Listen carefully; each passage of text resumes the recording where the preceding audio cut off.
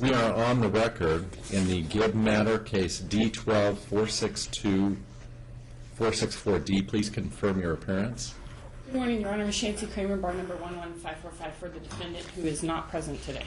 Good morning. And this has been set for hearing on the plaintiff's motion requesting an order to show cause.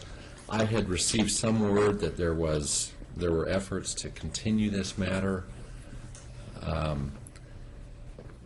But I don't know what the status is, and then there was some problem with Mr. Rahm appearing today because it's my understanding he's out of town and wasn't going to be able to make the hearing today. So, yes, Your Honor. I filed an affidavit in this matter because I got a phone call on August 28th. He asked me for a continuance, and I told him I've never received a motion. You've never served me. I don't know what you're talking about. I can't give you a continuance because I have no idea what you're talking about. He got angry at me on the phone, whatever. I looked it up on the Register of Actions. I saw that he had filed it on August 14th. So I emailed him to follow up on our conversation. Back and forth by email. He said he was going to file a motion to continue it. He was going to file a bar complaint against me. I was being, I don't know, just whatever. So I repeatedly asked him. I called his office numerous times, emailed him repeatedly from August 28th till today, asking that I be served with the motion. They have never served me. And I don't know, usually it's his practice to tack a certificate of service on the back of the motion. I don't know if that's what he did in this case because I've never seen it. I don't subscribe to the document access on Odyssey, so I've never gotten the motion. well, it looked like it was, instead of mailing counsel, and your attorney of record, it looks like he mailed it directly to the defendant. I contacted my client. He's never received it. He's never seen it? No. Okay. Neither of us have ever seen it. And he also confirmed with me on the 28th that I was the attorney of record still. Bless you. And I told him, there's never been a notice of withdrawal. I'm Right. still Kristen's attorney. He has just, it's totally bizarre to me, Your Honor. He has refused to send me this motion. And his assistant, I contacted her on Friday. She said he was out of the country. She was going to try and re-notice it. And then on Monday, she emailed me and said, I see you went ahead with your affidavit. I tried to re-notice it. It was rejected on WisNet. I've called the state bar about it. They've told me, their advice to me was to file the affidavit and just show up and tell you what happened. I don't know what else to do. This is the most bizarre situation. Okay, but you've indicated that the defendant hasn't seen this motion either.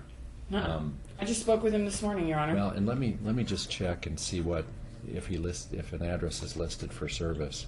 Well, and he was deployed for 6 months, so he moved out of that house, so he's not. And that's I'm thinking it may not be the same address. So let me just let you know, just so you're aware, what address I'm seeing.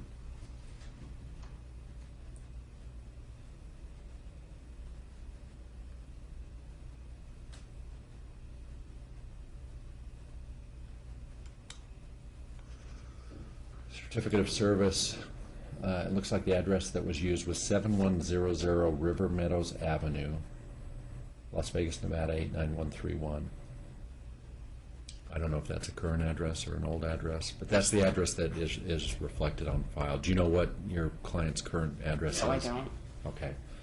All right. Well, what I'm inclined to do, obviously, there's no basis to continue with the proceeding. I'm simply going to vacate the hearing. I'm not going to assign a new hearing date. Okay. Mr. Ram can refile the motion, and I'll note for the record that because Ms. Kramer is still the attorney of record, he should serve you with the motion, with the receipt of copy, and to the extent that plaintiff desires to follow through with the motion. So it'll just be set in ordinary course. Your Honor, I'm asking leave of the court to file for fees and costs. I've had to repeatedly contact his office. I've obviously had to keep my client updated as to what the status is. I've contacted your department several times on this. I've contacted the state bar on this. So I would request leave to submit a memo of fees and costs. Well, and I appreciate the request. My expectation is that we are going to be having a hearing on this matter. I'm assuming the plaintiff's simply going to refile, which the plaintiff can do, and I'll consider your request for fees at that time. I'm not inclined to grant it today, because I know there were efforts to try and get this moved. There was communication, and you've talked about that. I'm not inclined to grant fees today, but I will consider that when we do ultimately have the hearing on the motion.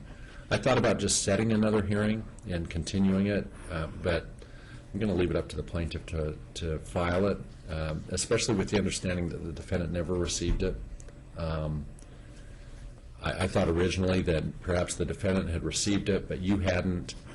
And certainly if that were the case, I would look at it from the notion of, even though he should have technically served you, if the defendant did receive it, I presume the defendant would share it with you, and it's more form over substance. But you've indicated to me that neither your client nor you have received it. So I do find that there is a basis for you to receive your fees, but I'm not comfortable awarding it today. Well, Your Honor, Mr. Rahm knew on the 28th that I hadn't gotten the motion, and he knew that I was still the attorney of record. As he tells me every single time I communicate with him, he's been practicing for God only knows how many years.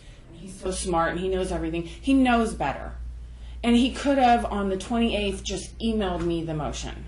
And he refused. And so I've done all of this work. I've expended all of this time. I'm here today. He didn't even arrange for another attorney to come in and make it just a showing. Right. Well, and again, Ms. Kramer, I want you to understand, I recognize that you are entitled to fees. And I'll do this. If the motion's not filed within the next 30 days, then I'll allow you to submit a memorandum of fees and entertain compensating you at least for your appearance here today. But I'm somewhat expecting. I want to hear from Mr. Rahm on why things went down the way they did, and note also for the record that apparently he communicated with my JEA last night. That's why I know he wasn't going to be here. It was probably his assistant. No, he apparently contacted. I understand he's on a cruise. Well, he told me on the 28th he was going to be on vacation. Well, so he knew he wasn't going to be here for this date, and he did it on purpose, Your Honor. Well, listen, I wanted to note for the record, and I want Mr. Rahm to hear this, and I want him to be here for this, because it's my understanding that he was very harsh with my JEA, that he berated and belittled her. And I want him to her pain, Judge. I want him to understand it's completely unacceptable. So, to your point on fees, I do recognize you're entitled to that. My preference would, I want Mr. Rahm to be here because I want to discuss all of these issues, let alone the motion that's supposed to be before me, and try and get things on track. If he chooses not to refile the motion within the next 30 days, then submit your memorandum of fees, and I'll consider signing an order for fees at that point in time that you can submit. If he files a motion, we'll have a hearing, and I'll address the issue of fees at that time. Okay? Thank you, Judge. All right, thank you for your time. Have a good day. You too. Page 2.